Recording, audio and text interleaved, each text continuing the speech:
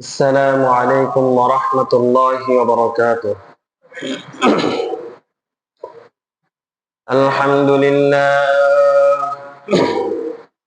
الحمد لله نحمده ونستعينه ونستغفره ونؤمن به ونتوكل عليه ونعوذ بالله من شرور أنفسنا ومن سيئات أعمالنا. من يهده الله فلا مضل له ومن يضلله فلا هادي له، ونشهد أن لا إله إلا الله وحده لا شريك له، ونشهد أن سيدنا وسندنا وحبيبنا وطبيب قلوبنا ومولانا محمد صلى الله تعالى عليه وعلى آله وأصحابه وبارك وسلم تسليما كثيرا. أما بعد، فقد قال الله تعالى في كلامه المجيد وفرقانه الحميد: أعوذ بالله من الشيطان الرجيم. بسم الله الرحمن الرحيم. وقضى ربك ألا تعبدوا إلا إياه وبالوالدين إحسانا إما يبلغن عندك الكبر أحدهما أو كلاهما فلا تقل لهما أف ولا تنهرهما وقل لهما قولا كريما، واخفض لهما جناح الذل من الرحمة وقل رب ارحمهما كما ربياني صغيرا. وقال عبد الله بن مسعود رضي الله تعالى عنه قال: قلت يا نبي الله، أي الأعمال أقرب إلى الجنة؟ قال رسول الله صلى الله عليه وسلم: الصلاة على مواقيتها. قلت وماذا يا نبي الله؟ قال رسول الله صلى الله عليه وسلم: بر الوالدين.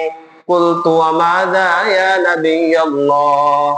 قال: الجهاد في سبيل الله، أو كما قال النبي صلى الله عليه وسلم: إن الله وملائكته يصلون على النبي يا أيها الذين آمنوا صلوا عليه وسلموا تسليما। محبت الشهد درود إبراهيم পড়ি। اللهم صل على محمد وعلى آل محمد كما صليت على إبراهيم وعلى آل إبراهيم إنك حميد مجيد. اللهم بارك على محمد وعلى آل محمد كما باركت على إبراهيم وعلى آل إبراهيم إنك حميد مجيد.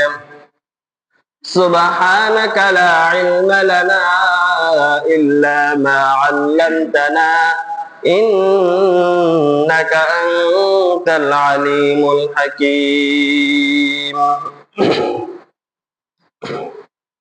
আলহামদুলিল্লাহ, আল্লাহ তাআলার দরবারে লাখ কোটি শুকরিয়া জামান আল্লাহ রাব্বুল আলামিন আমাদেরকে জুমার নামাজ আদায় করার উদ্দেশ্যে আল্লাহর ঘর মসজিদে আসার তৌফিক দান করেছেন।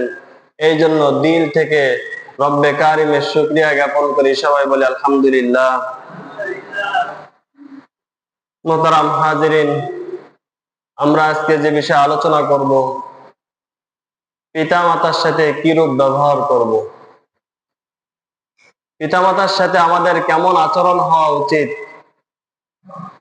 কোরআন এবং হাদিসে পিতামাতার বিষয় কি দিক নির্দেশনা দিচ্ছেন, এই সম্পর্কে আজকে আমরা আলোচনা করব ইনশাআল্লাহ। মোহতারাম হাজিরিন, মা বাবা পিতা মাতা ছোট একটা শব্দ, যদিও ছোট একটা শব্দ, কিন্তু এই দুই শব্দের মাঝখানে লুকিয়ে আছে মায়া, মমতা, স্নেহ, অপুরন্ত ভালোবাসা। দুনিয়ার এমন কোন মাপ যন্ত্র নেই পিতা মাতার ভালোবাসা, স্নেহ, মমতা সেটা ওজন করা যাইতে পারে। পিতা মাতা সন্তানকে ভালোবাসে নিঃস্বার্থ, কোনো স্বার্থ ছাড়া না থাকে না, স্বার্থহীন ভালোবাসা থাকে।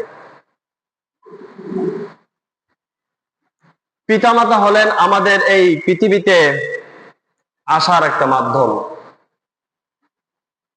যাদের মাধ্যমে আমরা এই দুনিয়ার বুকে আসতে পেরেছি, যাদের মাধ্যমেই আমরা এই দুনিয়ার বুকে যে ভরপুর নিয়ামত আল্লাহ তাআলা রেখেছেন সেই নিয়ামত আমরা ভোগ করতেছি। এই নিয়ামত ভোগ করার পিছনেই আমাদের পিতামাতার অক্লান্ত পরিশ্রম রয়েছে। তাদের অবদান এতটাই বেশি যে তা পরিশোধ করার মতো ক্ষমতা কোন সন্তানের নাই। যদি কোন সন্তান নিজের গায়ের চামড়াও যদি ছিলে তাদের পাপোশ বানায় দেয়, তারপরও তাদের ঋণ পরিশোধ হবে না কখনো। আমাদের পিতামাতা শুধু আমাদেরকে জন্ম দিয়েই ক্ষান্ত হয়ে নাই, আমাদেরকে ভূমিষ্ঠ করার পর, জন্ম দেওয়ার পর আমাদেরকে সুপথ প্রদর্শন করেছেন, সঠিক পথ দেখিয়েছেন, ভুল পথ থেকে আমাদেরকে সরিয়ে এনেছেন, শাসন করেছেন, সঠিক পথের উপরে উঠিয়ে দিয়েছেন। তিনি হলেন আমাদের পিতামাতা। যদি আমাদের পিতামাতা যদি আমাদেরকে জন্ম দিয়েই যদি ছেড়ে দিতেন, ভূমিষ্ঠ করার পরেই খেয়াল রাখা বাদ দিয়ে দিতেন, তাহলে আমরা কেমন মানুষ হইতাম? আকার আকৃতিতে মানুষ থাকতাম, কিন্তু মানুষ নামে জানোয়ার হয়ে যাইতাম। কিন্তু আমাদের পিতামাতা আমাদেরকে তিলে তিলে সঠিক বিষয় জ্ঞান দেওয়ার চেষ্টা চালিয়েছে। সন্তানের কোনটা ভালো, কোনটা মঙ্গল, ভবিষ্যতে তার কোনটা কাজে আসবে, কোনটা কাজে আসবে না, এই দিক নির্দেশনা ছোট থেকেই সন্তানের ভিতরে লালন করে দিয়েছে। যে সন্তান ছোটকালেই পিতামাতার কথা শুনে না, পিতামাতার কথা অনুযায়ী চলে না, তাদের দিকে তাকালেই বুঝতে পারবেন তাদের অবস্থা কি।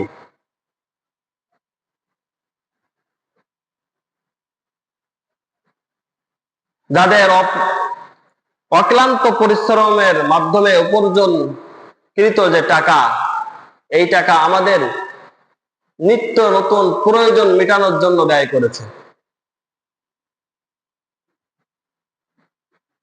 এই সন্তান তারা যে এত কষ্ট ক্লেশ করে উপার্জন করে সন্তানের পিছনে ব্যয় করে সন্তানকে একটা মানুষের মতো মানুষ বানিয়ে দিল, এই সন্তানের জন্য কি কর্তব্য? দুনিয়ায় যদি সন্তানের কাছে সব থেকে শ্রদ্ধা এবং ভালোবাসা পেতে হয়, তা শুধুমাত্রই পিতামাতাই সব থেকে বেশি হকদার।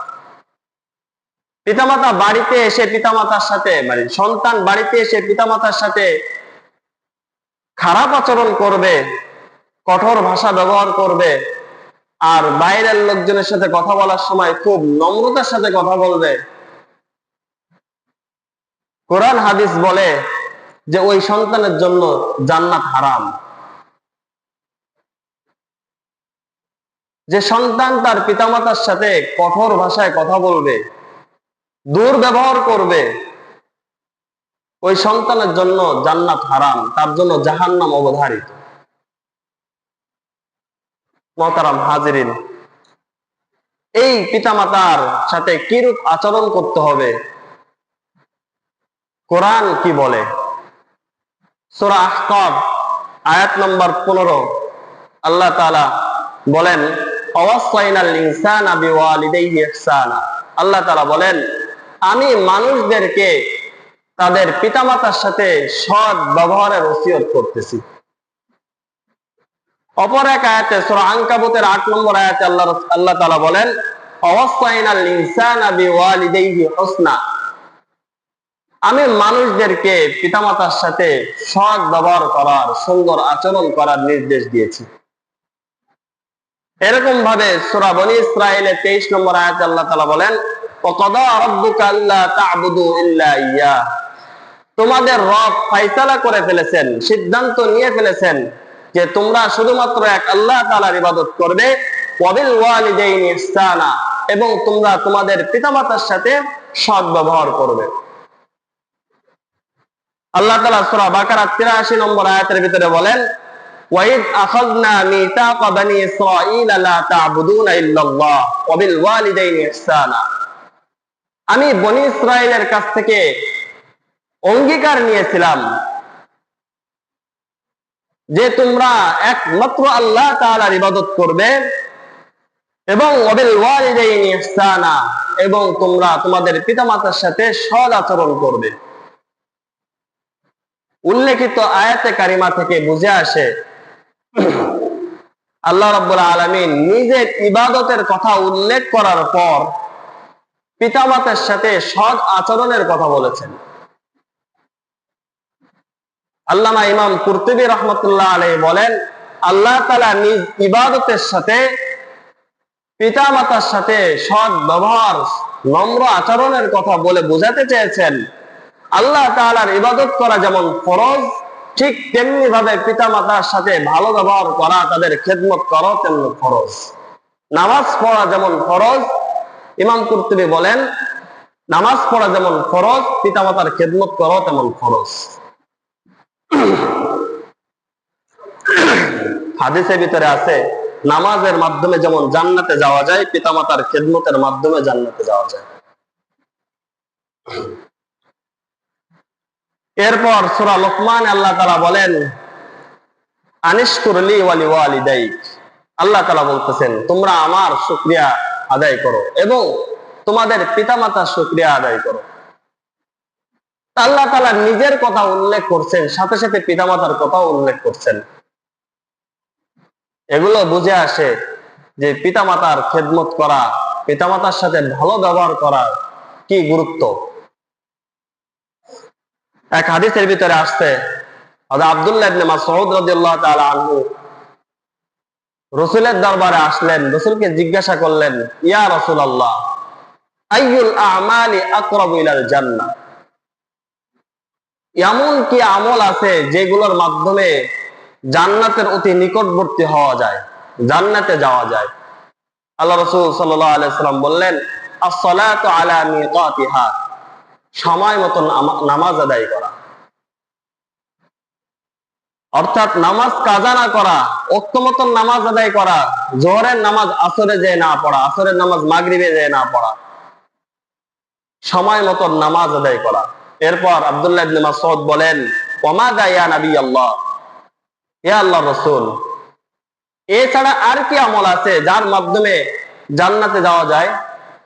আল্লাহ রাসূল সাল্লাল্লাহু আলাইহি ওয়াসাল্লাম বললেন, বিররুল ওয়ালিদাইন, পিতামাতার খেদমত করা। এই পিতামাতার খেদমতের মাধ্যমে তোমরা জান্নাতে যাইতে পারবে।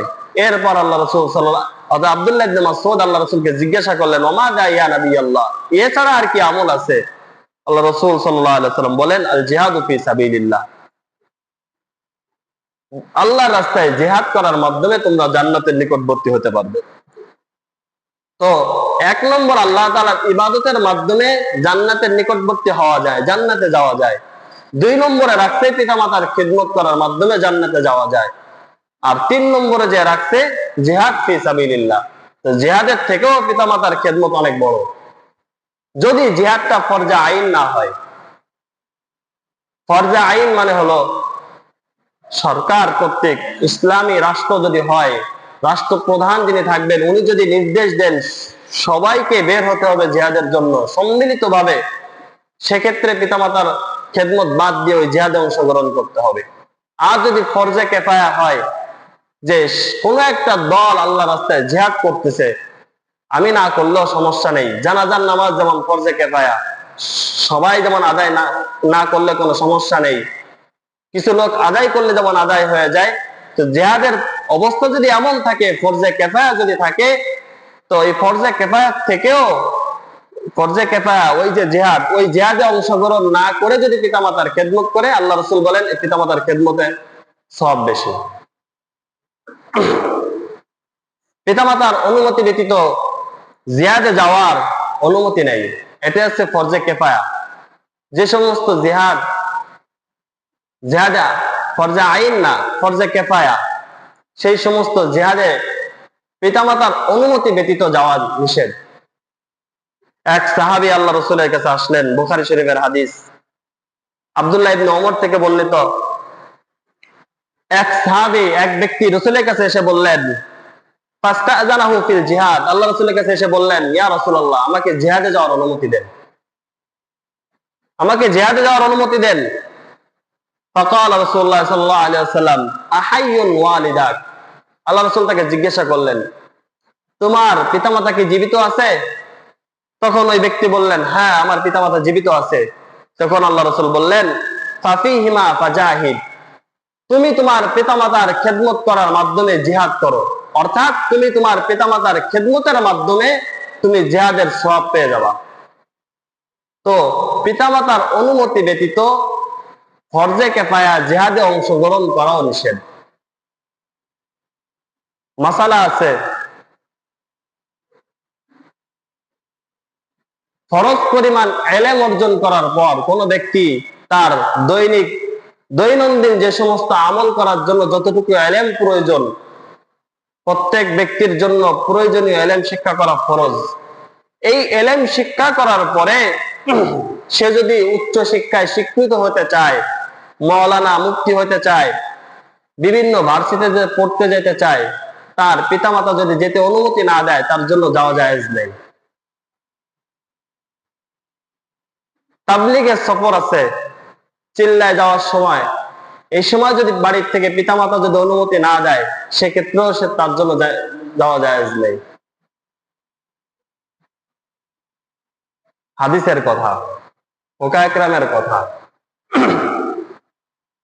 এই জন্য পিতামাতাকে সদা সর্বদা খেয়াল রাখতে হবে। আবু দাউদ শরীফের হাদিস, আল্লাহ রাসূল সাল্লাল্লাহু আলাইহি সাল্লামের নিকটে এক ব্যক্তি আসলেন বায়াত হওয়ার জন্য, হিজরতের উপরে বায়াত হওয়ার জন্য। তিনি হিজরত করবেন। আল্লাহ রাসূল সাল্লাল্লাহু আলাইহি সাল্লাম কে এসে বললেন, জিতু উবাইউকা আলাল হিজরা, ইয়া রাসূলুল্লাহ, আমি আপনার কাছে আসছি হিজরতের উপরে বায়াত গ্রহণ করতে, কিন্তু ওয়াতারাকতু আবওয়াইয়া ইয়াবকিয়ান, কিন্তু আমি আমার পিতামাতাকে ক্রন্দন করা অবস্থায় রেখে আসছি, আমার পিতামাতা বাড়িতে কান্না করতেছে, আমি তাদেরকে ওই অবস্থায় রেখে আমি আপনার কাছে আসছি হিজরত করার জন্য। আল্লাহ রাসূল সাল্লাল্লাহু আলাইহি ওয়াসাল্লাম বললেন, ইরজি আলাইহিমা, তুমি তোমার পিতামাতার কাছে ফিরে যাও, ফাযহিকহুমা কামা আবকাইতুমা তুহুমা, তুমি তাদেরকে সেরূপ হাসাও যেরূপ তাদেরকে তুমি ক্রন্দন করাইছো, যেরূপ তুমি তাদেরকে কাঁদিয়েছো এরকম তাদেরকে হাসাও, তাদের খেদমত করো, তাদের কথা অমান্য করিও না। হিজরতের উপর বায়াত গ্রহণ করতে আসছে, আল্লাহ রাসূল তাকে বললেন পিতামাতার খেদমত করতে। এরকম ভাবে বুখারী শরীফের হাদিস, এক ব্যক্তি আল্লাহ রাসূলের কাছে এসে বললেন, ইয়া রাসূলুল্লাহ, মান আহাকুন নাস বিহুসনি সাহাবাতি, হে আল্লাহ রাসূল, আমার কাছ থেকে সৎ ব্যবহার পাওয়ার সব থেকে বেশি হকদার কে? আল্লাহ রাসূল সাল্লাল্লাহু আলাইহি ওয়াসাল্লাম ওই সাহাবীকে বললেন, উম্মুকা, তোমার মা।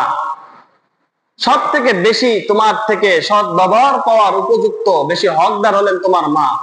এরপর ওই সাহাবী আবার জিজ্ঞাসা করলেন, সুম্মা মান, এরপরে কে?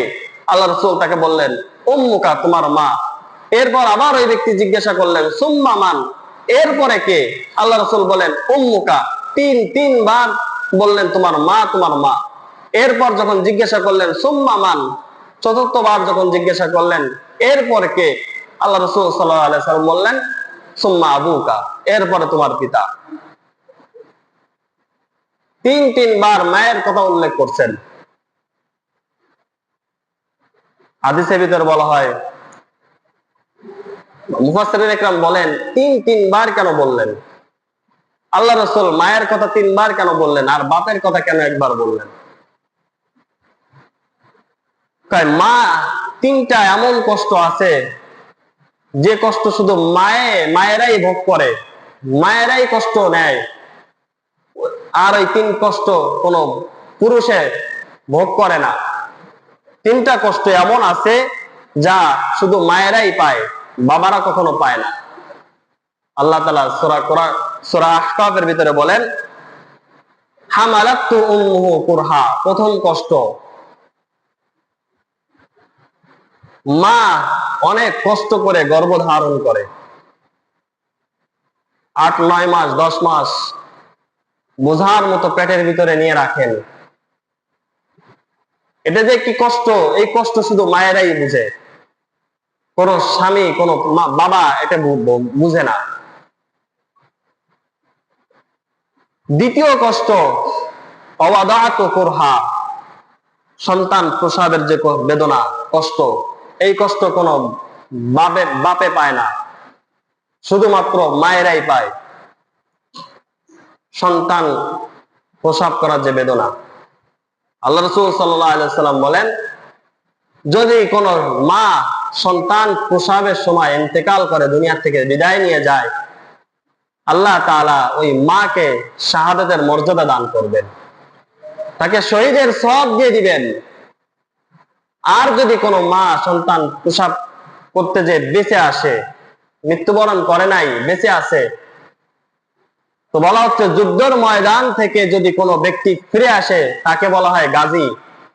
ওই গাজীর যে সওয়াব আল্লাহ তাআলা ওই মা যে প্রসব বেদনা ভোগ করার পরেও জীবিত আছে, তাকে ওই গাজী পরিমাণ সওয়াব আল্লাহ তাআলা তার আমলনামায় লিপিবদ্ধ করে দেন।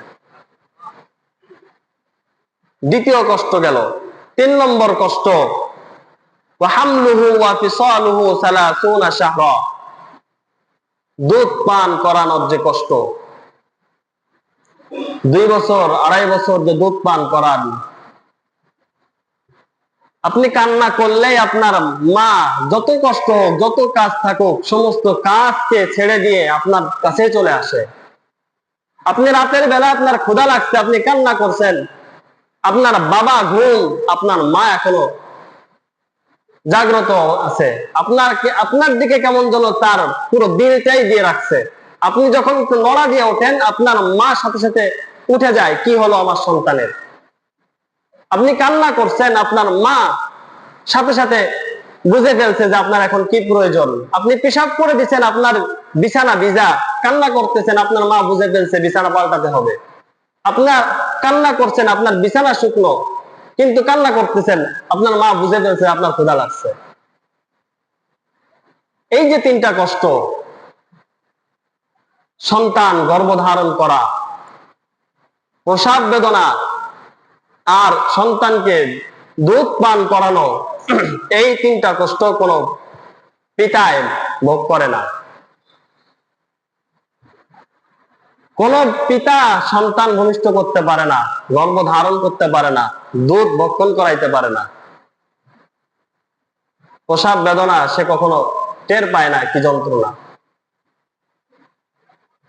এই জন্য আল্লাহ রাসূল সাল্লাল্লাহু আলাইহি ওয়াসাল্লাম হাদিসের ভিতরে 3বার মায়ের কথা বলছেন, আর 1বার শুধু পিতার কথা বলছেন। আবার এদিক থেকে পিতামাতার কথা অধিক হারে বলছে বিধায় পিতামাতার খেয়াল রাখতে যে, আপনি মার খবর রাখতে যে বাবাকে অবহেলা করলেন, এমনটা করা যাবে না। শীতের মৌসুমে আপনি মায়ের কথা স্মরণ করে মাকে সুন্দর করে শীতের জন্য চাদর এনে দিলেন, আর বাপকে অবহেলা করলেন, বাপকে দেখাশোনা করলেন না, হবে না। আব্দুল্লাহ ইবনে মাসউদ বলেন, ইন্নাল ওয়ালিদা মাসউলুন আনিল ওয়ালাদ, পিতামাতাকে জিজ্ঞাসা করা হবে তার সন্তান সম্পর্কে, যে সে তার সন্তানকে কি হক আদায় করেছে। ওরকম ভাবে ওয়া ইন্নাল ওয়ালাদ মাসউলুন আনিল ওয়ালিদ, ওরকম ভাবে সন্তানকেও জিজ্ঞাসা করা হবে সে তার পিতামাতাকে তার পিতামাতার হক আদায় করছে কিনা। আপনি মায়ের খেয়াল করতে যে বাবাকে অবহেলা করবেন, এই সুযোগ ইসলাম দেয় নাই। এই জন্য পিতামাতা যাদের জীবিত আছে অবশ্যই পিতামাতাকে সর্বাত্মক নিজের সাধ্য অনুযায়ী তাদেরকে খেদমত করতে হবে, যথাসাধ্য তাদেরকে খেদমত করার চেষ্টা চালাইতে হবে। কাউকে ছোট করে দেখা যাবে না। পিতার ভূমিকা সন্তানের জন্য কম না। পিতাও এটা বট বৃক্ষের সাথে তুলনা দেওয়া হয়। পিতামাতার ছায়া, পিতার ছায়া, এটা অনেক বড় একটা নিয়ামত। এই জন্য কেউ কাউকে অবহেলা করা যাবে না। মাকে ছোট করা, বাপকে উপরে রাখা, আবার বাপকে ছোট করে মাকে উপরে রাখা, এরকম করা যাবে না। আল্লাহ তাআলা কোরআনে পিতামাতা যাদের জীবিত আছে তাদের ব্যাপারে 5টা কর্মসূচি দিয়েছেন। তাদের সাথে কিরূপ আচরণ করতে হবে আল্লাহ তাআলা কোরআনে বলে দিয়েছেন। আল্লাহ তাআলা বনী ইসরাইলের 23-24 নম্বর আয়াতে বলেন, ওয়াকাদা রাব্বুকা আল্লা তা'বুদু ইল্লা ইয়্যা,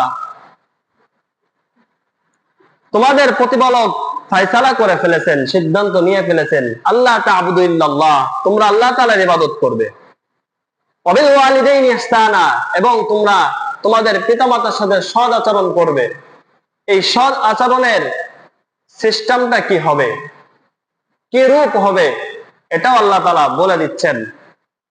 ইম্মা ইয়াবলুগান্না ইনদাকাল কিবারা আহাদুহুমা আও কিলাহুমা, যখন তোমাদের পিতামাতা যখন বার্ধক্যে উপনীত হবে, বৃদ্ধ বয়সে উপনীত হবে, তাদের উভয়জন, পিতামাতা উভয়জন অথবা তাদের একজন। মুফাসসিরিন ইকরাম বলেন, বার্ধক্যের কথা কেন বললেন? পিতামাতার খেদমতটা জন্মের পরের থেকে নিয়ে যখন ছেলে সন্তান, মেয়ে সন্তান, সন্তান আদি যখন বোঝা শিখবে তখন থেকে পিতামাতার খেদমত করবে মরার আগ পর্যন্ত। তারপরও কোরআনে শুধু বার্ধক্যের কথা কেন উল্লেখ করলেন?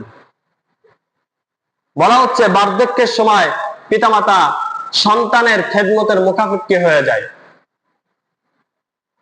বার্ধক্যের সময় পিতামাতা এমন কিছু কাজ আছে যেগুলো সমাধান করতে পারে না, যেগুলো সন্তানের ছায়া নিতে হয়, সন্তানের খেদমতের প্রয়োজন হয়। আরেকটা সমস্যা আছে, বৃদ্ধ বয়সে মানুষের মিজাজ স্বভাবগতভাবে একটু খিটখিটে হয়ে যায়, তখন সন্তান তাকে ধমক দিয়ে ফেলে, তুমি বেশি বুঝো কেন, আমরা তো আছি, এমনটা আচরণ করে ফেলে। এরপর বৃদ্ধ বয়সে পিতামাতার স্বভাবটা বাচ্চাদের মতো হয়ে যায়। বাচ্চারা যেমন আবদার করে বসে, এই লাগবে, ওই লাগবে, আমার এই এনে দাও, ওই এনে দাও। বৃদ্ধ বয়সে যাদের বয়স এরকম বার্ধক্যে পৌঁছায় যায়, তখন তাদের স্বভাবটা এরকম বৃদ্ধের মতো হয়ে যায়, বৃদ্ধের মতো হয়ে যায়, বাচ্চাদের মতো হয়ে যায়। তখন তারাও বিভিন্ন আবদার করে বসে, যা সন্তানের পক্ষে পূরণ করাও কষ্টসাধ্য হয়ে যায়। তো এই বৃদ্ধ বয়সে পিতামাতার মিজাজ এবং খেদমতের চাহিদা থাকে, মুখাপেক্ষী হয়ে যায় সন্তানের প্রতি। আর সন্তান যদি ওই সময় তার সাথে দুর্ব্যবহার করে, তো এটা সন্তানের জিন্দেগি নষ্ট হয়ে যায়, তার জন্য জান্নাত হারাম হয়ে যায়।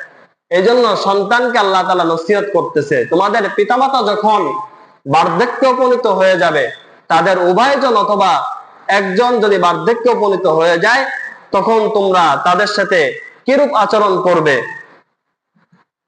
তার বর্ণনা আল্লাহ তাআলা কোরআনের ভিতরে দিচ্ছেন। তার 5টা কর্মসূচি আল্লাহ তাআলা দিয়েছেন। 1 নম্বর, ফালা তাকুল্লাহুমা উফ। তাদের সাথে কথা বলার সময় বা তারা যখন আপনার সাথে কথা বলবে বা কোনো কাজ করতে বলবে, তাদের কোনো কথা এবং কাজে আপনি উফ শব্দটা বলতে পারবেন না। বিরক্ত হয়ে বলতে পারবেন না, উফ বাবা বেশি কথা বলো, এই কথাটা বলতে পারবেন না। যদি আপনি এই কথাটা বলেন, আপনি আপনার নিজের জান্নাতকে ধ্বংস করে দিলেন। ওইরকম ভাবে আপনার কোন কথায় বা কাজে যদি আপনার পিতামাতা উফ শব্দটা বলে ফেলে, কষ্ট, নিজের ভিতরে কষ্ট, বাবা যদি মনে করে যে আমি তাকে তিলে তিলে কষ্ট করে বড় করলাম, আর সে আজ আমার কথায় বা সে আমাদেরকে কষ্ট দিচ্ছে, কষ্টতে উফ শব্দ বলে ফেলছে, আল্লাহ রাসূল বলেন ওই সন্তানের জন্য জান্নাত হারাম। এই আছে প্রথম কর্মসূচি। হাদিস শরীফের ভিতরে আছে, রিদার রব্বি ফি রিদাল ওয়ালিদ। পিতামাতার সন্তুষ্ট করার মাধ্যমে আল্লাহ তাআলা সন্তুষ্ট হয়। ওয়া সাখাতুর রব্বি ফি সাখাতিল ওয়ালিদ। আর আল্লাহ তাআলা রাগান্বিত হয় পিতামাতা রাগান্বিত হলে। এজন্য আল্লাহ তাআলাকে সন্তুষ্ট করতে হলে পিতামাতাকে সন্তুষ্ট করতে হবে। আর পিতামাতা যদি রাগান্বিত হয়ে যায়, আল্লাহ তাআলাও রাগান্বিত হয়ে যান। এই আছে প্রথম কর্মসূচি। দ্বিতীয় কর্মসূচি আল্লাহ তাআলা বলেন, ওয়ালা তানহারহুমা। তোমরা তোমাদের পিতামাতার সাথে ধমক দিয়ে কথা বলো না। পিতামাতার কোনো কাজ কর্ম তোমার পছন্দ হয় নাই, সে একটু তোমাকে কিছু বলে ফেলছে, বাস তুমি ধমক দিয়ে কথা বলে ফেললে। এই ধমক দেওয়া যাবে না। বাচ্চাদের সাথে যেরূপ আচরণ আমি আপনি করি, ওইরকম পিতামাতার সাথে ওইরকম আচরণ করতে হবে। ঘরের থেকে বাইরে যাওয়ার সময় পিতামাতার কপালে চুমু খেয়ে যেমন বের হই, ওই বাচ্চাদের কপালে চুমু খেয়ে যেমন বের হই, ওইরকম ভাবে পিতামাতার সাথে যারা বার্ধক্যপনীত হয়েছে তাদের এরকম কপালের মাঝখানে একটা চুমু দিয়ে বের হবো। আল্লাহ তাআলা বলেন দ্বিতীয় কর্মসূচি হলো ওয়ালা তানহারহুমা, তাদেরকে ধমক দিয়ে কথা বলিও না। 3 নম্বর কর্মসূচি, ওয়ালা তাকুল্লাহুমা ওয়ালা ওয়াকুল্লাহুমা কাওলান কারীমা। তোমরা তাদের সাথে নম্র ব্যবহার করো, সৎ আচরণ করো, কর্কশ ভাষা ব্যবহার করিও না। সাঈদ ইবনে মুসাইয়িব বলেন, যেমন গোলাম তার মনিবের সাথে, প্রভাবশালী মনিব যেভাবে কথা বলে তার সামনে যে জড়সড় হয়ে, পিতামাতার সাথে তোমরা ওইভাবেই কথা বলো। একজন সাধারণ ব্যক্তি যদি প্রধানমন্ত্রীর সামনে যে কথা বলে, সে কি ওখানে যে হাত নাচিয়ে বা বুক ফুলিয়ে কথা বলতে পারে? কথা বলতে পারে না। ওইরকম ভাবে গোলাম যেমন তার মালিকের সাথে কথা বলে, যেমন জড়সড় হয়ে প্রভাবশালী মালিকের সামনে, তো আল্লাহ তাআলা বলতেছে সন্তান এরকম পিতামাতার সামনে যে খুব নম্রভাবে সৎ আচরণ করবে, নম্রভাবে কথাবার্তা বলবে, কর্কশ ভাষা ব্যবহার করবে না। 4 নম্বর কর্মসূচি আল্লাহ তাআলা বলতেছেন, ওয়াকফিজ লাহুমা জানাহা যুল্লি মিনার রাহমা। অর্থাৎ সারমর্ম হলো তাদের সামনে নিজেদেরকে অক্ষম, হেয় করে তুলবে। অর্থাৎ নিজেকে মনে করবে, পিতামাতার কাছে তুচ্ছ মনে করবে যে আমি তো কোনো কিছুই না, আমি যে এত বড় লোক হয়েছি বা আমি সম্পদশালী হয়েছি বা আল্লাহ তাআলা আমাকে এত বড় করছেন, এগুলোর পিছনে আমার পিতামাতার বিশেষ একটা অবদান আছে। তাদের অবদানের মাধ্যমে আজ আমি এখানে পৌঁছাইছি। তাদের সামনে নিজেকে হেয় করবে, তুচ্ছ করবে, তাদের কাছে বড়ত্ব দেখাবে না যে আমি অনেক কিছু হয়ে গেছি, এরকম করবে না। বিনয়ের চাদর বিছায় দিবে তাদের জন্য। আল্লাহ তাআলা এই ওয়াকফিদ লাহুমা জানাহা যুল্লি মিনার রাহমা, এই রহমা শব্দ দ্বারা বুঝাইতে চাইছেন যে পিতামাতার সাথে যে আপনি সদ আচরণ করবেন, তাদের সাথে যে ভালো আচরণ করবেন, এটা যেন লৌকিকতা না হয়, মানুষ দেখানো না হয়। রহমাত শব্দের ভিতরে মুফাসসিরিনে ইকরাম বলেন এই অর্থ প্রদান করে যে রহমত যেখানে থাকবে সেটা লোক দেখানো হতে পারে না, এটা আন্তরিক ভাবে দিল থেকে ভালোবাসা মহব্বত হতে হবে পিতামাতার জন্য। তারা যেমন আমাকে আপনাকে নিঃস্বার্থ ভাবে ছোটকালে লালন পালন করছে, তো এরকম ভাবে আপনিও তাদেরকে যে ভালোবাসা দিবেন, আন্তরিকতা দেখাবেন, সদাচরণ করবেন, এটাও যেন আন্তরিকতার সাথে হয়, লোক দেখানো না হয়। মা বাবা বিরুদ্ধ হয়ে গেছে, পাশের বাড়ির লোকজন কি বলবে, এই জন্য তাকে আপনি সুন্দর একটা কাপড় দিলেন বা তাদের সামনে ভালো ব্যবহার করলেন। আবার যখন রাত হয়ে যায়, যখন পাড়া প্রতিবেশী ঘুমায় যায়, রাত্রে বেলা আপনি বাবা মার সাথে কর্কশ ব্যবহার করলেন, খারাপ আচরণ করলেন। এমনটা যাতে না হয়। সবকিছু আল্লাহ তাআলা দেখেন। আপনি রাতের আধারে কি করতেছেন এটা আল্লাহ তাআলা দেখতেছেন। আপনি আপনার পিতা মাতার সাথে কি আচরণ করতেছেন পাড়া প্রতিবেশী না দেখলেও আল্লাহ তাআলা দেখতেছেন। আল্লাহ তাআলা ইনসাফ করবেন, কারোর উপরে জুলুম করবে না। 5 নম্বর কর্মসূচি আল্লাহ তাআলা দিবেন, অকুল রব্বির হামহুমা কামা রাব্বায়ানি সগীরা। 5 নম্বর কর্মসূচি আল্লাহ তাআলা দিবেন, পিতামাতার জন্য দোয়া করতে হবে। আল্লাহ তাআলা এমন একটা দোয়া শিখায় দিবেন যে দোয়াটা অত্যন্ত ব্যাপক। রব্বির হামহুমা কামা রাব্বায়ানি সগীরা।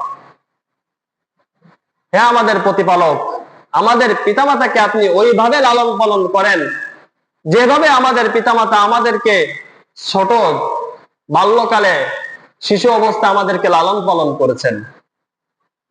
এই একটা দোয়া আল্লাহ তাআলা আমাদেরকে শিখিয়েছেন। আমরা প্রতিদিন কমপক্ষে প্রতি নামাজের 5 ওয়াক্ত নামাজের পরে হাত তুলে আল্লাহ তাআলার দরবারে পিতামাতার জন্য দোয়া করব, রব্বির হামহুমা কামা রাব্বায়ানি সগীরা। 10 সেকেন্ডও লাগে না এই সামান্য একটু দোয়া পড়তে। পিতামাতা যদি জীবিত থাকে তাদের জন্য কল্যাণের দোয়া করা যায়। আখিরাত এবং দুনিয়ায় উভয় কল্যাণের জন্য তাদের জন্য দোয়া করা যায়। কিন্তু কোন পিতামাতা যদি কাফের হয় তাদের সাথে দুর্ব্যবহার করা যাবে না। তাদের সাথে দুর্ব্যবহার করা যাবে না। ওয়াইন জাহাদাকা আলা আন তুশরিকা বি মা লাইসা লাকা বিহি ইলম। তোমার যে বিষয়ে এলেন নাই ওই বিষয়ে যদি তোমার পিতামাতা তোমাদেরকে শিরিক করার কথা বলে, তথা আল্লাহ তাআলার সাথে যদি তোমাকে শিরিক করার কথা বলে, তাহলে ফালা তুতিহুমা, তাহলে ওই কাফের পিতামাতার অনুসরণ করা যাবে না, তবে তাদের সাথে দুর্ব্যবহারও করা যাবে না। ওয়াসাহিবুহুমা ফিদ দুনিয়া মারুফা। সূরা লুকমানের ভিতরে আল্লাহ তাআলা বলেন যে তোমার পিতামাতা যদি তোমাদেরকে শিরিক কর্মকাণ্ডে যদি বাধ্য করে, তবে তাদের অনুসরণ করো না, তবে তাদের সাথে তোমরা তোমাদের সাধ্য অনুযায়ী সৎ ব্যবহার করবে, ভালো ব্যবহার করবে।